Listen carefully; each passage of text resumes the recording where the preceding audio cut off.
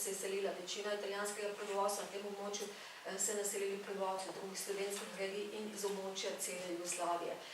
In te etnične skupine so morda danes še premalo raziskane, ker nedvomno je, da stopajo v stik in komunikacijo tudi s tistimi prejšnjimi tradicionalnimi etabliranimi, recimo manjšinskimi skupinami na tem območju. No, v spredju vseh dogajanj družbenih procesov je še vedno ta občutek, razvijanje občutka za pripadnost, za lokalnost, za etnično mešanost, za različna kulturna grupiranja in za nastanek sinkretičnih, hibridnih identitet, sinergije, identitetnega patchworka, in to so vse pravzaprav nove kvalitete, v kateri vidimo tudi izzive in nove možnosti in kvalitete te umetnosti. No, vedno so se vrtile in spreminjale in kontinuitete in diskontinuitete razvoja tega območja. Vendarle, v vsakdanjem življenju, v vsakdanji praksi bi lahko rekli, da so kontinuitete tistega sožitja bile vedno močnejše in prevladujoče.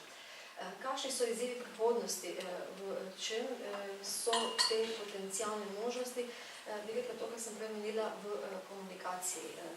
Ni več tista lepa planka izstrojene to, beneški dialekt, ki je bil v preteklosti zelo prisoten, ne glede na etnično nacionalno pripadnost prebivalcev, so pa standardni jeziki in se seboj odpira možnost, potem je bomo še dopolnili strokovnjaki za lingvistiko, da torej vsak lahko komunicira v svojem jeziku in razume torej sogovornika, ki govori v recimo drugem standardnem jeziku. Hvala, za začetek. Gospod Mavrico, jaz bi kar vas povabila kot drugega govorca, da nam z vidika predstavnika italijanske manjšine predstavite, bi rekla, izzive življenja ob meji oziroma ob mejnosti. Nisem pričakoval, da bom drugi govoril, ker pač sem sedel v programu. Ni noben problem. Jaz sem zelo resno vzel, pozdravljam se visokih domarno, sem zelo resno vzel recimo ta vaš prispevek na mailu. Bodite kar se da aktualni in kritični. Tako da jaz bom skušal biti aktualni in kritičen in bom več ali manj samo postavil vprašanje, ne pa da odgovora, ker odgovore včasih imamo, včasih pa ne. In pač izhaja iz same naše okrogle mize. Ali ima obmejnosti sploh kakšen izziv? Jaz nisem popolnoma prepričan, ker občutek je, da mi živimo še z velikimi stereotipi. Kakšni naj bi bili izzivi naše obmejnosti?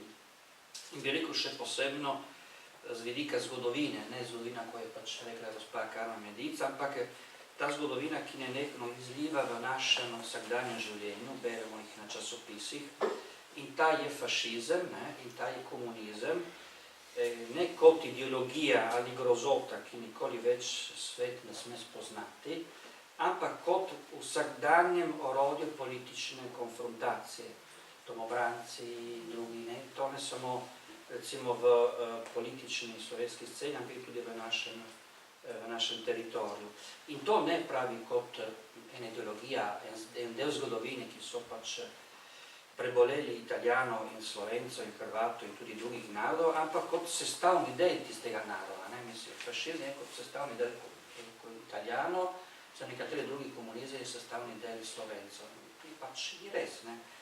In če pa gledamo, če beremo naše tudi lokalne časopise, vsak teden, dvakrat, trikrat beremo vedno o tej zadevi. To je zelo pomembno, mislim, da se pač o tem nekaj ve, ampak ne vem, če to nam bo rešilo naši problemi in bomo lahko dosegli tiste cilje, ki je gospa tudi Medica potem konec koncev povedala.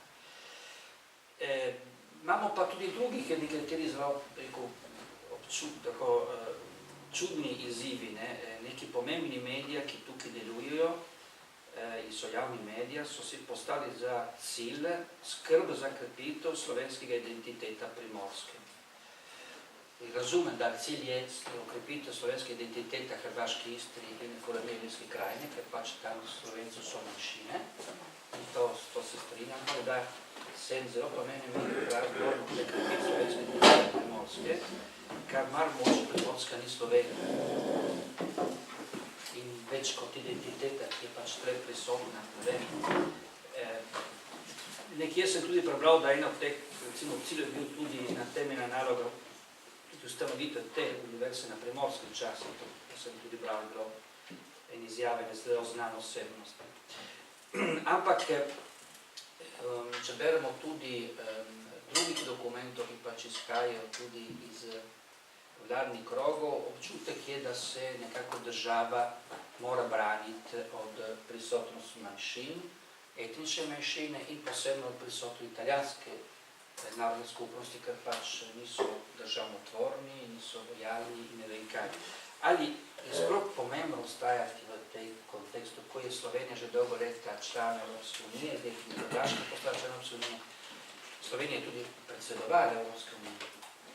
Mislim, ne vem, če zdaj ljudi pač komunicirajo, se preselijo in ta več od identiteta, ali ta mešana identiteta, ta identiteta, ki lahko ljudje imajo v višji nivo, to je, mislim, vsakdanje življenje. Tako da tudi, če gledamo, kako mediji potem poročajo o manjšini italijanski, tukaj tudi slovenski v Italiji, večino bomo videli, da poročajo o problemi, če poročajo. Poročajo samo, ko pač imamo kakšen problem, kakšen negativni dogodek, ne pa tisto, kar pozitivno in zelo pač aktivno delujejo v sklopu kulture.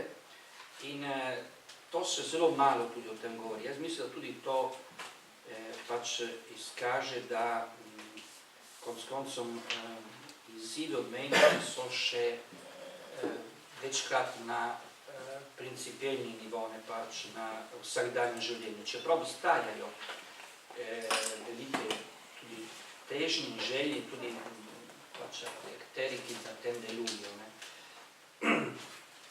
Zdaj jaz ne bi želel še naprej recimo iti na te malo tako provokatorne mogoče dileme, ampak samo še to, da in potem pa če gremo neke druge bolj pozitivne, če želimo. Zdaj sem bral report od slovenske vlade, kako Slovenija uresničuje Evropska listina o regionalnih in manjšinskih jezikov. Nekje sem prebral, da v učbeniki, tudi tle v Zavod za šolstvo v Kopru, v učbeniki za italijanščino, za slovenske šole, je italijanska kultura predstavljena kot tuja kultura. Jaz se sprašujem, če je res tuja kultura tukaj na tem prostoru italijanska kultura, če gledamo to, kar vidimo zunaj. Ampak to se predstavlja, tako da mislim, da moramo dosti narediti, oziroma da ne bomo predolgo. Jaz mislim, da naši izzivi so pač drugačni. Če mi zdaj gledamo, da konec koncev, da ta meja ni več in tudi malo ne bomo niti več meja za Hrvaško, res lahko zahtevamo od politike, od vlade, da začenjajo razmišljati globalno. Mislim, TV Koper ali Rai Trst poroča, kar se dogaja v Furlanijski krajini, kot pač tisti, kar se dogaja tam, in politika Estra in, mislim, zunanje politika pač Slovenija ali Hrvaška. Zakaj pa ne bi te lokalni mediji poročali o tem teritoriju kot enotni prostor, kot koncu je in bo enotni prostor. Mislim, to, kar se dogaja v Kopru, v Trstu in v Buje, zakaj se ne bi traktirali kot enotni skupni živeči prostor, z enih drugega vidika. Integracije lahko gremo kot pravi izzivi, bi bilo recimo integracije Luke, Koper, Trst, Monfalcone, Venecija, Reka, ne pač kot sama konkurencija, integracija tudi vode, oskrb odpadkov, povezovanih mrež, ceste in tako naprej. Mislim, mi plačamo vodo zelo draga, imamo pa v Trstu voda, dosti vode cenejša, zakaj pa ne bi pač dali neki skupni element, zakaj ne bi te tri države resno napravi eno spravo v regijo, kjer bi lahko imeli prednosti v tem, da lahko neke stvari, bolnica, ima velike težave, v Trstu imamo veliko bolnišnico, na Hrvaškem moramo iti v Pulo, zakaj pa se ne bi specializirali, bi lahko ponovno odprli bolnišnice tudi Izola, tudi za Hrvaško, ali bi se specializirali in delovali v sodelovanju z bolnišnico v Trstu, ali kakšni teh tematiki, ker potem bi lahko imeli ljudje, kjer pač zdaj plačajo največ davek te čudne ekonomske krize, bi lahko pač ljudje lahko imeli večje prednosti, kot pa jih imajo danes. Če pa gledamo tudi univerze, izziv univerze, mi imamo v Trstu univerzo, v Kopru imamo univerzo, v Puli, na Reki, tudi v Gorici, pol v Ljubljani in Urco, vožnje si v Ljubljani, 2 uri pa si v Zagrebu, pol je Benetka, uri pa v vožnji. Udine. Dobro, mislim, da imamo toliko univerzitetne centre, ampak zakaj ne bi, če bojo vsi želeli narediti vse in se bojo vsi želeli pač imeti vse najboljše, predo te toliko univerze ne bojo pač mogli zadrževati. Zakaj pa ne bi naredili na mrežo teh univerz, da pač sodelujo, da se specializirajo, da še več sodelujo, kot že pač so nekaj začeli, ker potem tudi imamo, in to je odvisno, če živi, če ta univerza je v Kopru oziroma na Hrvaškem, ali v Sloveniji, ali v Italiji. Ta podatek je gospa Sedman prej rekla, da 70% prebivalstva se čuti bolj povezana. To je tudi res, to tudi Geograf Fever pravi, se prave meje niso tam, kjer gre eno morje ali eno reko, ampak tam, kjer ni niti tam, kjer se spremeni jezik, ampak tam, kjer spremeniš načine obdelava trte, načine kuhanja rib, tako da lahko imaš drugih jezikov, ampak način materialne kulture je mogoče zelo podobna. In tudi v tem smislu bi lahko šli recimo večjo sodelovanje, večjo tudi integracijo te kulturne inštitucije in tudi univerze in drugih. In pač v tem smislu pa resno manjšine bi bile ali so, po moje, povezovalni element tega teritorija.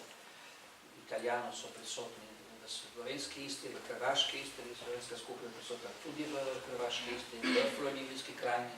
Jaz mislim, da te naše skupnosti pač mi zelo dobro sodelujemo, kot veste, so slovensko skupnost v Italiji na evropskimi projekti, kot Mima, Eduka, Jezik, Lingua in drugih zelo znanih projektov smo naredili, pač